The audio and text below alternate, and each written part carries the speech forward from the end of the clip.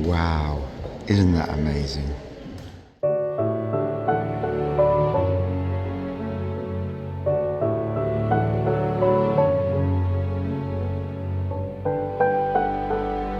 This show was. Oh, art lovers, welcome to a very special vlog. It is Friday night and I'm here at that beauty behind me, the National Gallery, lit up to celebrate its double centenary, to explore Poets and Lovers by Van Gogh.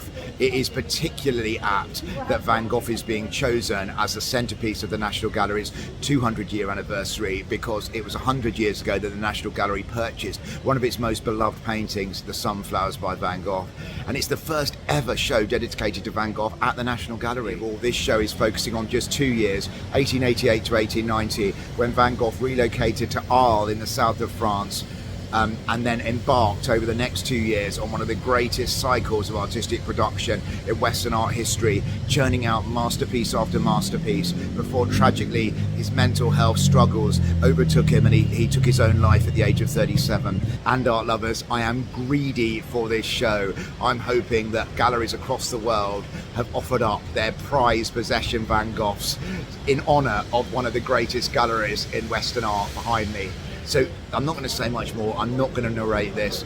Just let the art take over. I am going to put some music on, but if you hate the music but love Van Gogh, change it, please. Come and join me as we head inside Poets and Lovers here at the National Gallery.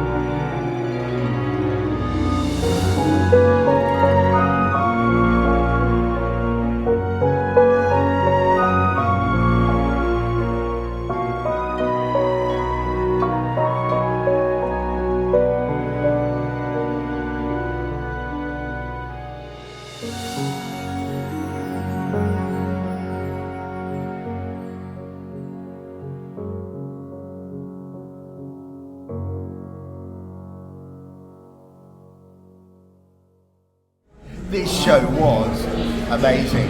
I'm going to obviously digest my thoughts, head back home, have a few beers, head back home, and I will see you in the morning. Well, I've had a nice sleep and a cup of tea, and I'm absolutely buzzing still from the Van Gogh Poets and Lovers at the National Gallery, still on a high from it, having been there last night. And I would say I don't usually put every single work from an exhibition in the vlogs because I want to leave some for you to see. But in this case, because the show was so important, I have put all 61 works in, because for those of you who can't get to London, maybe you're overseas and you're a massive Van Gogh fan, hopefully this was some kind of compensation for that. If you're going to Poets and Lovers or you've been, do post in the comments your thoughts on this show. I would absolutely love to hear about them. Now, in the title of this vlog, I asked the question, is this deserving of the title of Once in a Century show? And I have to say, art lovers, it is, in my opinion. It's actually a 10 out of 10 for me, and I think that's the first one I've ever given on Art Gallery Explorer, or the art vlog as it used to be called, although we've come close with some 9.5s. The reasons are multiple, actually. First of all, clearly, I don't think we'll ever again see so many paintings brought together from this incredibly important period in Van Gogh's life, 1888 to 1890. Loans have come from all over Europe, literally from Athens to Oslo, loads from France, Germany, obviously the Netherlands, and other places as well. And then they've also come from all over the world. There's a loan from Tokyo, a loan from Mexico City, many from America.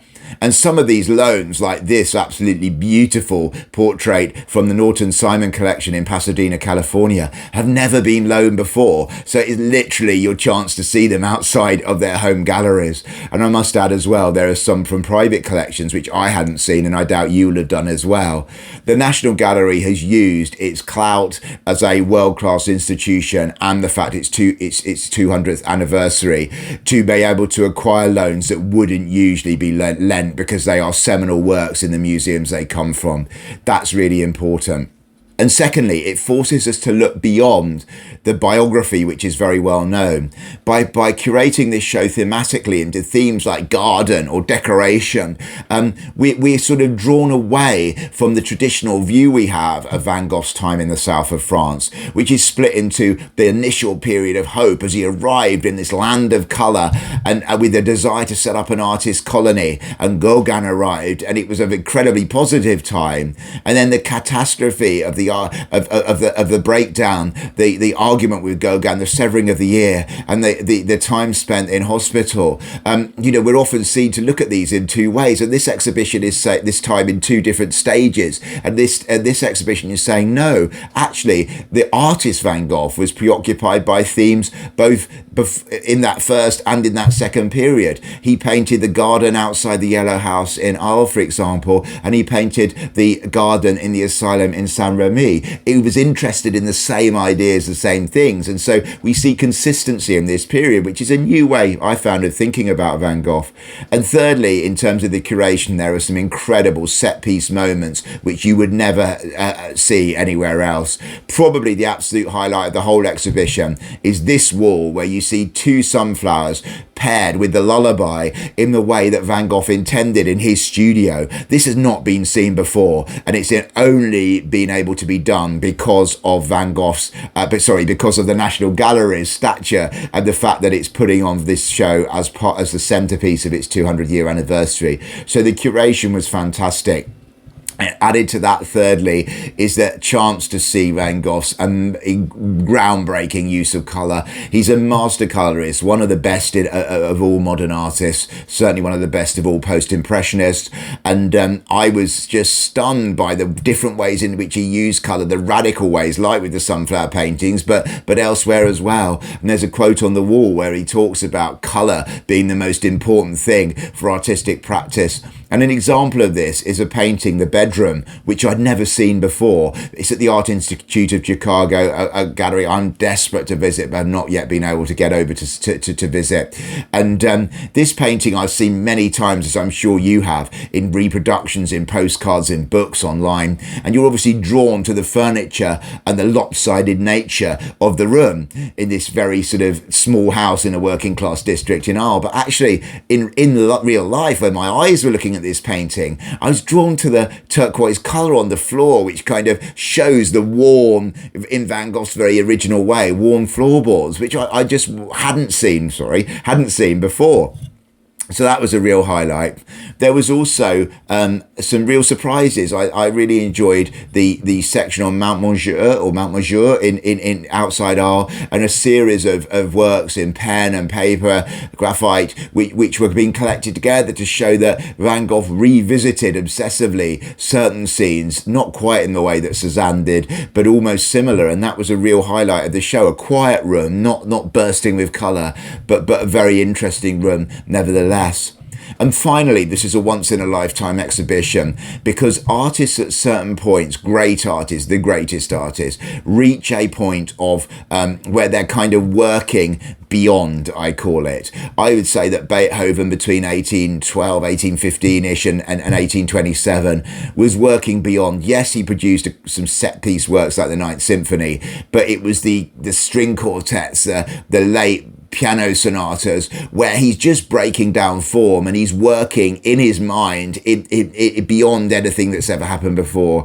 And I would say that's true of this exhibition as well. Van Gogh in the south of France breaks through to become this unique artist in the canon, and this show gets you gives you a chance to experience that hook, line and sinker. So that's why you must come to this show. Usually I review these shows in terms of the good, the bad and the beautiful. I'm not doing that this time. If I was being churlish, not every painting is a masterpiece in this show. That's definitely something that I would say. Secondly, the title's a bit misleading in the sense that most of these works are not to do with poets and lovers, but that is a minor thing. And there is this tension as well, I should say, as I end this review, because I think I really like the curatorial attempt to move away from the autobiography, but the quotes on the walls, often high up on the walls, remind us of Van Gogh the human, remind us of what was going on. They're often from letters to his beloved brother Theo. And so there is both an tremendous sense of uplifting art, but also works tinged very much with darkness, and that tension is something which gives the show tremendous charge. It's on until the 19th of January. I think that £24 is really good value. The National Gallery recommends 50 to 60 minutes to go around this exhibition, because it is 61 paintings after all, not hundreds and hundreds. But I would definitely give longer. In fact, my only regret from this first visit to the show was that I got a ticket for 7:15 to 7:30 on a Friday night and was kicked out at 9 o'clock. So I had to rush the last room, which is kind of like this high of wheat fields and olive groves, and it's kind of like you're in peak Van Gogh. So I will be back to fully appreciate that. But I hope you enjoyed the vlog. I hope it brought the show to you. That's the point of the art vlog, and I hope, if you're able to, it encourages you to visit, because it's a must-see. Tickets are in the link below. If you enjoyed this show, by the way, you might want to have a look back at the vlog I produced of the self-portrait show of works by Van Gogh from the Courtauld. There's a link here, I think it is. Don't forget to hit the notification bell, subscribe to Art Gallery Explorer. I'm going to be covering some more really interesting and powerful sounding shows this autumn from London. And most importantly, wherever you are, get out there and explore your local art scene. Thank you very much for watching.